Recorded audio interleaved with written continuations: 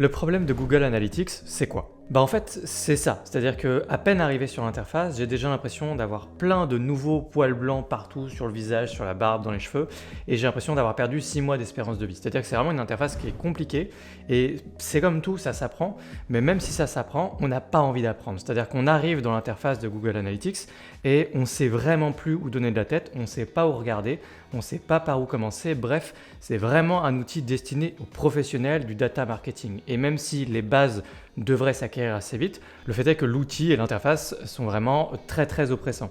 Donc moi je me suis mis en tête de trouver une alternative pour nos sites WordPress. Est-ce qu'il n'existe pas une solution qui permette de faire la même chose que Google Analytics, mais en mieux, peut-être qui fait même moins, beaucoup moins, mais on s'en fiche, c'est pas grave, parce que ce qu'on veut c'est une solution qu'on utilise vraiment au quotidien, quelque chose où c'est facile d'y aller, on a envie d'y aller, on a envie de l'utiliser, et c'est un outil qui est utile au quotidien par rapport à la majorité des sites internet qui installent Google Analytics et ensuite le laissent de côté parce qu'en fait la plupart des gens ne savent pas quoi faire avec parce que c'est juste trop. Et c'est là que je suis tombé sur cette solution, Independent Analytics, qui a une version à la fois gratuite et pro, et vous allez voir que la version gratuite suffit pour la majorité des sites WordPress et la version pro sera plutôt réservée aux sites e-commerce. Cette solution a pas mal d'avantages, on parle notamment ici de RGPD, donc c'est un point qui est très intéressant.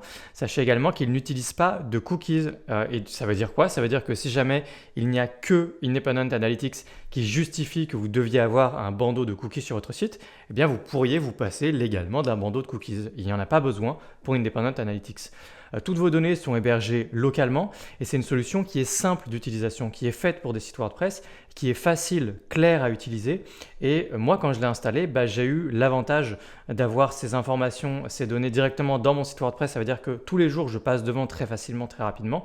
Et en plus, eh bien, certes, ça fait moins que Google Analytics, mais en fait, ça fait juste ce qu'il faut. Et ça veut dire que ces données, ces informations-là, on s'en sert, elles sont utiles.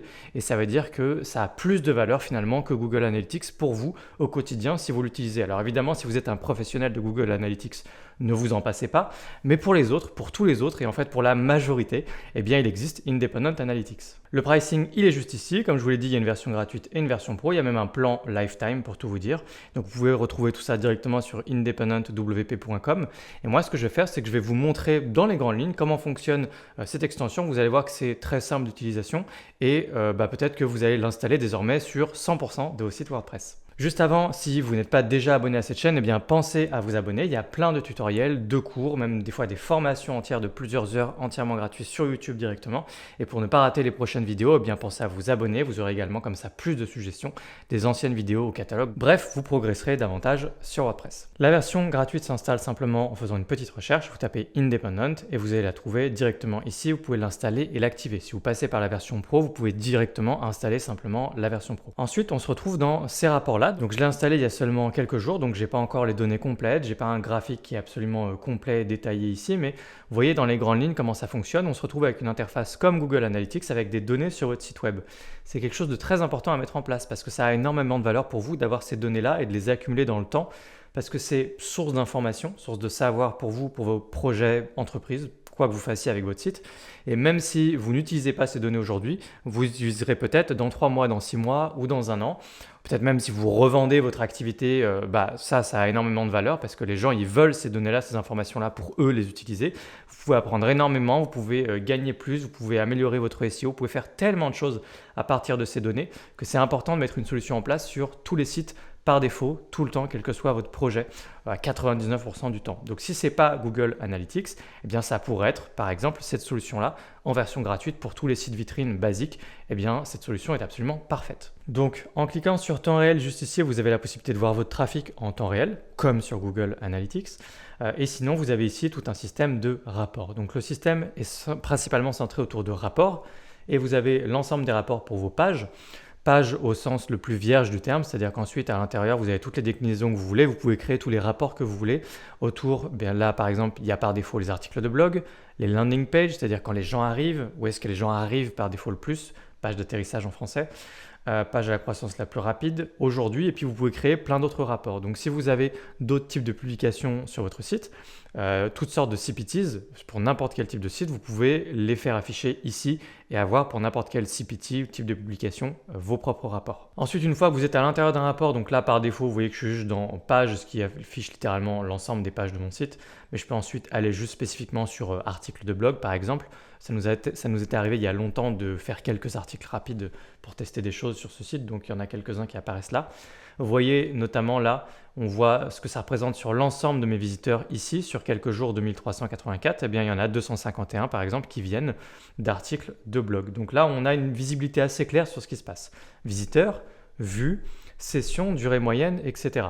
Je ne vais pas expliquer en détail à quoi correspond chacun des indicateurs, puisque ça peut nécessiter un cours à part entière. Je ne sais pas à quel point vous êtes à l'aise et avancé sur ces sujets-là.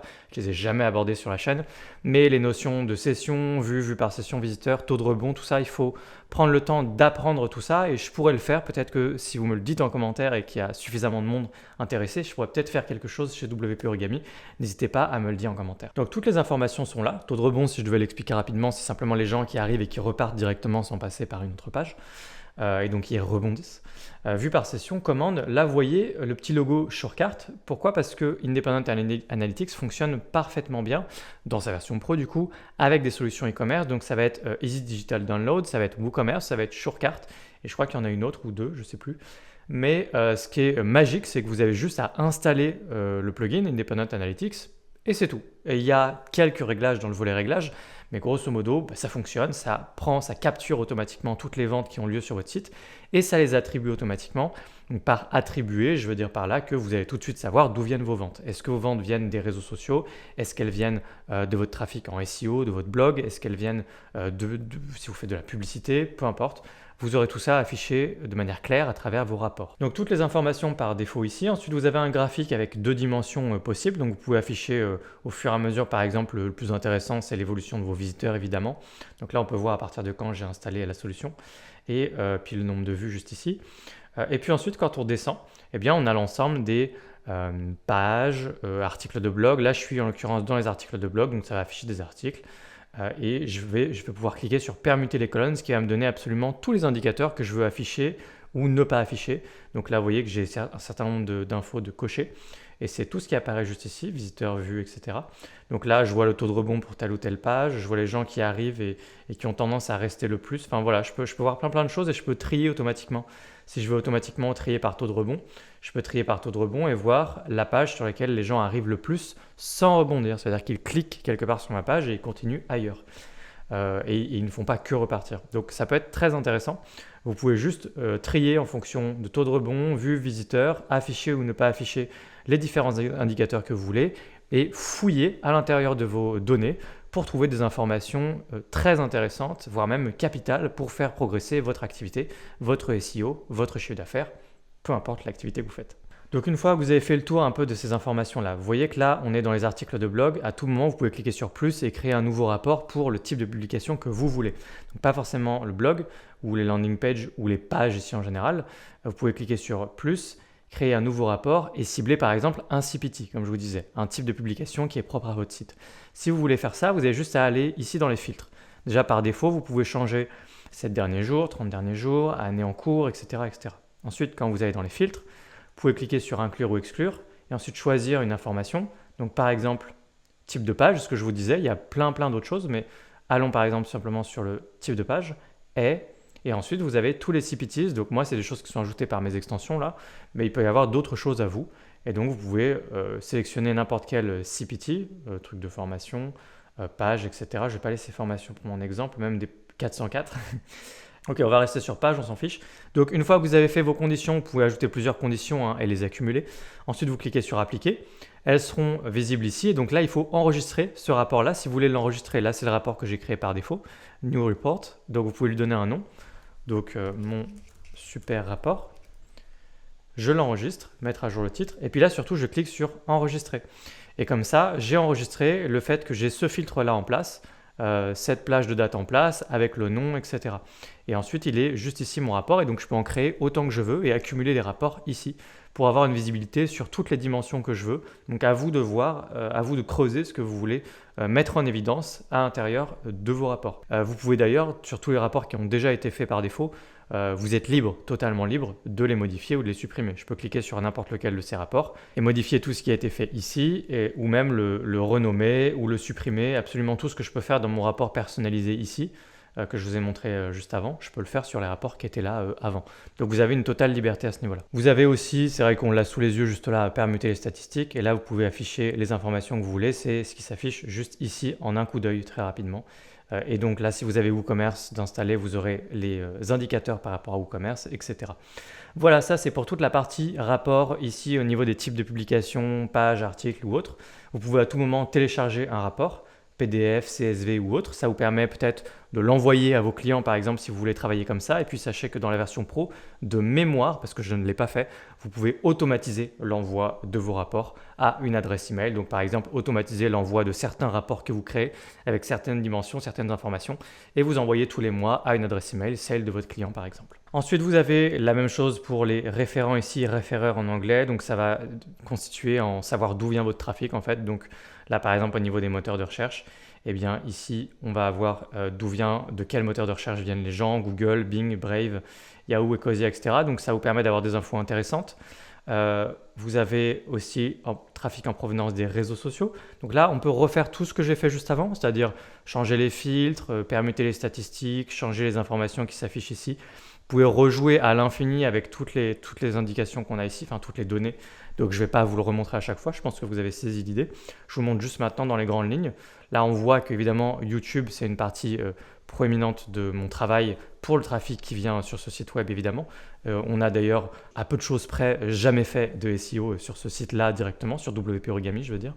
Mon travail est principalement sur YouTube. Donc on voit qu'il y a les gens qui viennent en organique, viennent de YouTube et Facebook. Je ne sais pas pourquoi ça apparaît là en social. J'aurais préféré que ce soit plus clairement séparé de la publicité. Peut-être que je peux le faire avec les filtres en excluant, mais parce que Facebook, ça vient très clairement ici de la publicité.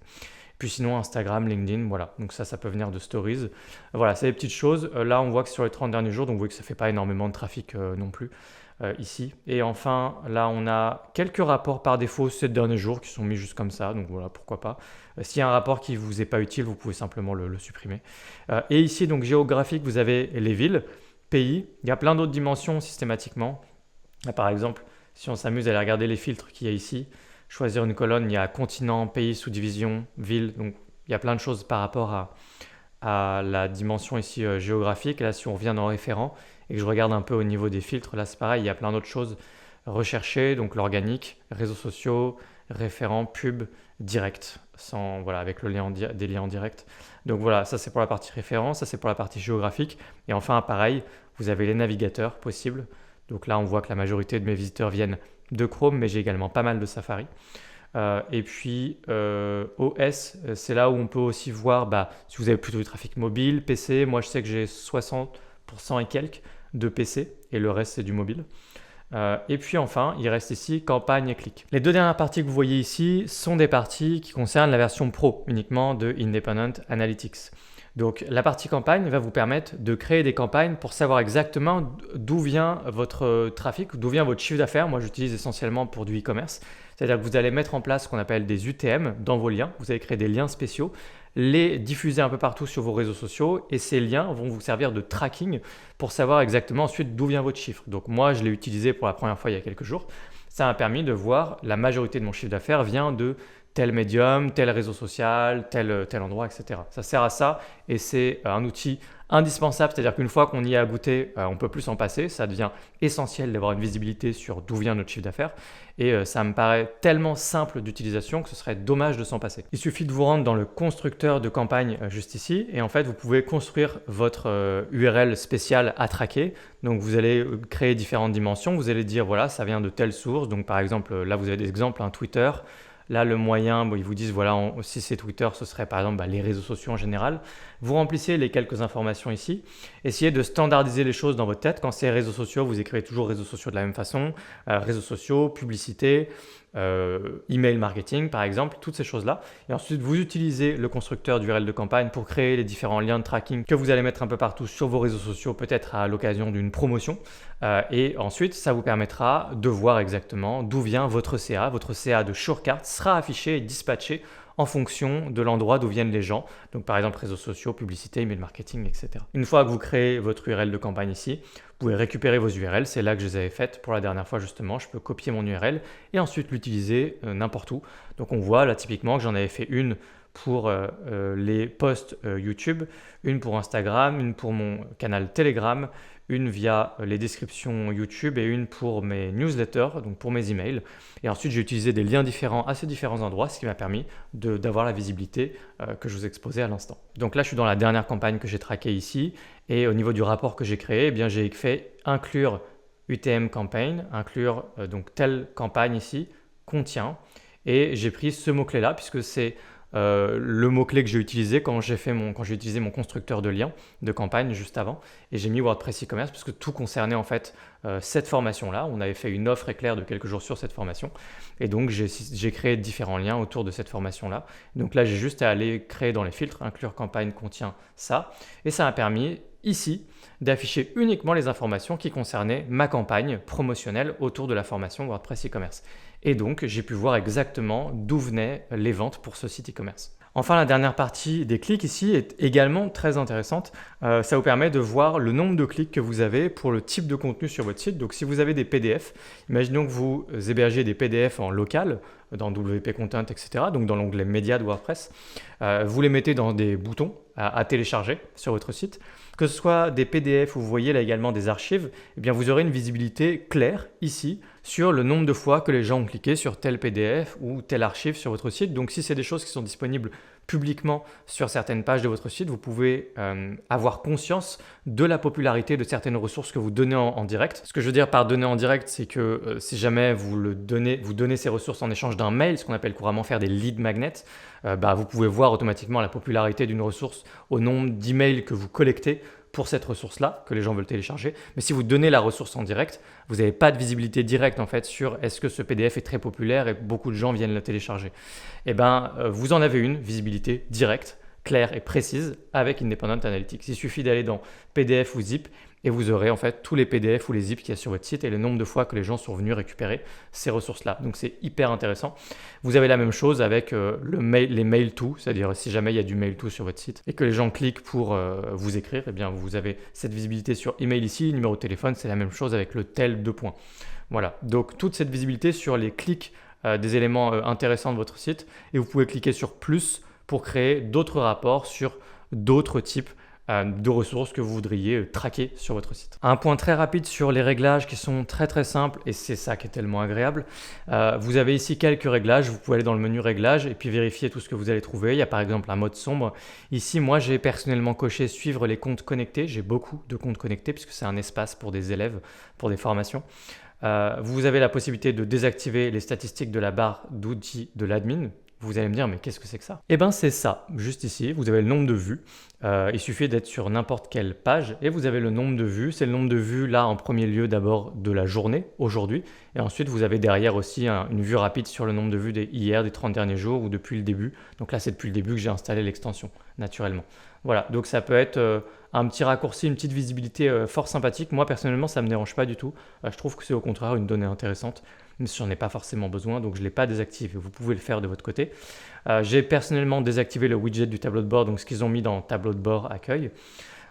Et vous pouvez prendre exemple rapidement sur le reste de mes réglages. J'ai dû juste, en l'occurrence, modifier le premier jour de la semaine au lundi. Je pense que par défaut pour eux, ils avaient dû mettre le dimanche. Ensuite, vous avez la possibilité de personnaliser les rapports d'email, notamment au niveau des couleurs. Vous voyez qu'ils ont mis par défaut toutes les couleurs de Independent Analytics. Reprenez peut-être vos couleurs tout simplement. Vous voyez que là, j'ai le petit badge pro qui est ici, donc c'est ce que je vous disais, ça envoie automatiquement des rapports si vous voulez. Mais par contre, ce sera dans la version pro uniquement. Et donc là, vous pouvez personnaliser 2-3 éléments, l'heure de livraison, l'intervalle d'envoi, mensuel, hebdomadaire, journalier et les couleurs pour mieux matcher votre image de marque. Et enfin, je vous invite ici à ajouter votre adresse IP vous aurez un petit prompt qui va vous indiquer que vous n'avez pas encore exclu votre propre adresse IP de vos données sur votre site. Je vous invite à le faire naturellement, simplement cliquez sur le petit message qui apparaîtra ici et sinon récupérez l'adresse IP de votre emplacement, là où vous êtes aujourd'hui, et mettez-la ici pour ignorer votre adresse IP des données. Voilà, il n'y a pas grand chose de plus à voir, il y a quelques réglages supplémentaires, mais ce n'est pas des choses très avancées, très compliquées, vous pouvez jeter un œil à tout le reste, vous avez déjà fait l'essentiel. Il y a aussi ça que je n'ai pas du tout utilisé, peut-être que ça peut vous être utile si jamais vous voulez afficher le nombre de vues pour jouer un peu de la preuve sociale sur certains articles de blog qui auraient eu pas mal de visiteurs. Vous pouvez afficher un compteur de vues, c'est vraiment un petit élément HTML tout bête qui s'affiche soit en haut, soit en bas de votre article de blog par exemple pour dire voilà le nombre de vues de cet article de blog et ça peut être un vrai nombre de vues, c'est-à-dire que ce n'est pas seulement vous qui l'écrivez à la main, c'est un petit widget dynamique qui peut s'afficher avec le compteur. C'est un petit compteur de vues quoi, tout simplement. Donc vous avez quelques réglages ici si vous voulez. Je ne l'ai pas utilisé, je trouve pas ça très utile ou important, c'est pas du tout ce que je voulais vous montrer, mais je préfère vous le dire, ça existe, peut-être que certains d'entre vous vont trouver ça très cool. Personnellement, le fait d'avoir découvert et installé Independent Analytics, ça va faire une vraie différence dans mon activité et j'espère que ça fera une vraie différence dans la vôtre aussi. Que ce soit dans la vie de votre site où c'est vraiment très important d'installer ce genre d'outils le plus tôt possible ou même pour valoriser votre travail vis-à-vis de vos clients où je pense que c'est important de mettre en place ce genre de solution, d'automatiser de l'envoi de rapports ou ce genre de choses et même si ce n'est pas automatique parce que vous êtes en version gratuite, vous le faites manuellement par exemple et c'est le genre de choses qui valorisent votre travail en tant que freelance ou agence de site WordPress et c'est des choses qui sont faciles, rapides à mettre en place mais qui en même temps ont vraiment de la valeur pour vos clients. Donc il y a une raison en fait de faire un vrai suivi par rapport à ça et ça ajoute un peu de profondeur à votre travail, c'est hyper intéressant de voir ce qui se passe sur votre site, le trafic qui passe, qu'est-ce qui s'y passe, qu'est-ce que les gens font, est-ce que les gens partent, restent, etc. Bref, c'est vraiment une dimension qui peut être assez passionnante des sites web et j'espère que vous tirez le maximum de ce tutoriel, de cette extension pour la suite. Et si jamais vous avez des questions, posez-les en commentaire sous cette vidéo, je serai ravi d'y répondre. Si jamais vous voulez progresser sur WordPress, vous trouverez un lien dans la description de la vidéo vers un catalogue de nos formations WordPress. Et si jamais vous n'êtes pas déjà abonné à cette chaîne et que vous êtes arrivé jusqu'à ce moment de la vidéo, je pense que vous n'avez pas d'autre choix que de vous abonner. Cliquez sur le bouton juste dessous et moi, je vous retrouve dans une prochaine vidéo sur WordPress. À bientôt, ciao.